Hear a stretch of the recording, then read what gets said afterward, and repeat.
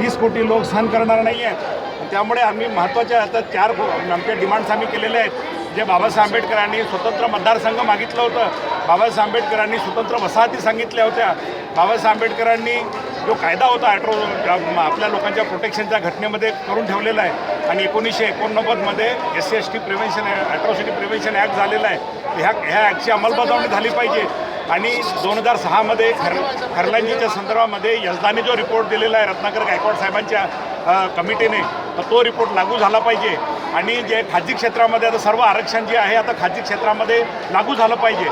जे 2004मध्ये काँग्रेस गव्हर्नमेंटने डिक्लेअर केलं होतं की आमचे सरकार आलं तर आम्ही खाजगी क्षेत्रामध्ये आरक्षण लागू करू, परंतु 10 वर्ष झाले अजूनही खाजगी क्षेत्रामध्ये आरक्षण आलेलं नाही आहे। तर इंडियाच्या सर्व मल्टीनॅशनल कॉर्पोरेशनमध्ये आणि सर्व खाजगी कंपन्यांमध्ये SC/STसाठी आरक्षण लागू झालं पाहिजे, ही आमची सर्वात महत्त्वाची भूमिका आहे। सर, त्यांचा मराठा समाजाचा बीड जिल्ह्यामध्ये मोर्चा निघाला होता। त्यांची प्रामुख्याने त्यावेळेस मागणी होती की ॲट्रॉसिटी कायदा हा बंद करण्यात यावा, पण ज्यावेळेस पश्चिम मराठामध्ये त्यांच्या मोर्चाची ओघ गेली तर पश्चिम मराठाच्या मोर्चापासून त्यांनी ॲट्रॉसिटी कायदा हा बंद करू नये, फक्त बदल व्हावा अशी त्यांची मागणी आहे। म्हणजे प्रामुख्याने त्यांची मागणी कुठेतरी कमी जास्त चालू आहे, म्हणजे काहीतरी याच्यामध्ये नाही काही तारतम्य आहे। तुम्हाला असं वाटतं की यांच्या मागणीच्या पाठीमागे आणि मराठा समाजाच्या आरक्षणाच्या मोर्चाच्या पाठीमागे काहीतरी षडयंत्र आहे?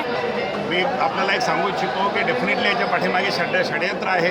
पहिली गोष्ट लक्षात ठेवा की जोपर्यंत ॲट्रॉसिटी होतात तोपर्यंत ॲट्रॉसिटी कायदा हा केंद्राचा कायदा आहे, महाराष्ट्राचा कायदा नाही आहे। या कायद्याला कुणीही जोपर्यंत ॲट्रॉसिटी आहे तोपर्यंत हा कायदा कोणीच रद्द करू शकत नाही।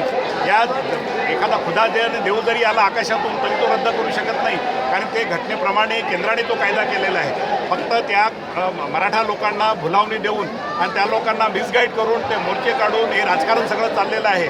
माझं आंबेडकरी जनतेला हे सांगणं आहे की यापुढे आम्ही कुणावर अन्याय करणार नाही, परंतु झालेला अन्याय सहन करणार नाही। या भावनेतून आपल्या लोकांनी कुठे अत्याचार झाला तर ताबडतोब धावून गेलं पाहिजे।